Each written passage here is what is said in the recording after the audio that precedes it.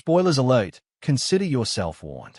The title of FBI Season 7, Episode 15, Acolyte, immediately sets up expectations for a case that will have a deeper significance for Maggie.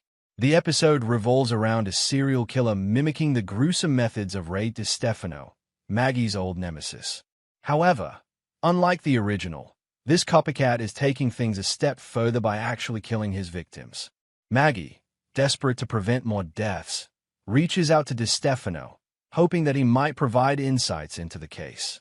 While the episode follows a familiar procedural formula, it's the final moments that attempt to make an impact. When it comes to crime drama storytelling, this episode doesn't reinvent the wheel. The formula remains intact. A chilling opening scene, a desperate race against time, cryptic messages left behind by the killer, and a direct taunt aimed at Maggie.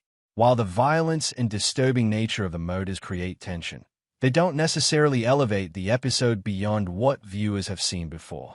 There's an effort to connect the case to Maggie's past, but that emotional depth never fully lands. The link between DiStefano and the current investigation feels more like a plot device than a compelling narrative thread.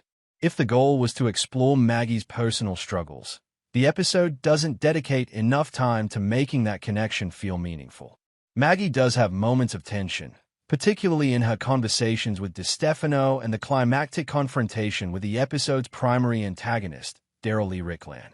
But even here, the payoff is lacking.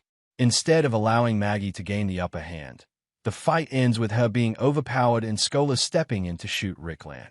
Thematically, it would have been stronger if Maggie had secured her own victory, reinforcing her resilience and growth. The only real development she gets is in her romantic storyline, which, while a nice change of pace, feels insignificant compared to the weight of the case itself. One of the episode's strengths is how it utilizes the entire investigative team. Elise, Ian, and Kelly play active roles, reinforcing the idea that investigations aren't just about the field agents but also those working behind the scenes. Too often in crime dramas, supporting characters in these roles are either sidelined or reduced to exposition devices. This episode ensures that they contribute meaningfully, making the investigation feel more like a collective effort rather than a lone agent mission. This approach is refreshing and makes the procedural aspects of the show feel more grounded. Maggie's usual partner, O.A. Zidane, is notably absent, which makes sense after the traumatic events of the previous episode. Still, his absence leaves a noticeable void, especially in the emotional beats of the story. Would O.A. have agreed with Maggie's morally ambiguous decision to withhold crucial information from DiStefano? The episode doesn't explore that question, but it's one that lingers. While Scola proves to be an effective partner in the field, the emotional dynamic between Maggie and O.A. has always been a defining aspect of her character's arc. His perspective could have added another layer to the story, ending the episode with Maggie immediately shifting gears to call her new love interest, Joel Lowry, further highlights the disconnect in tone. After facing death threats and revisiting painful memories, she seems unfazed, as if the case had no lasting impact. The transition feels abrupt and undermines the emotional weight that should have lingered.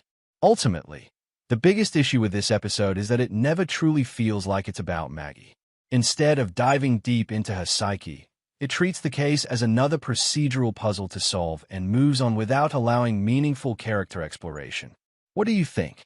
Was Maggie's choice justified, or did the show mishandle the emotional stakes? Drop your thoughts in the comments below.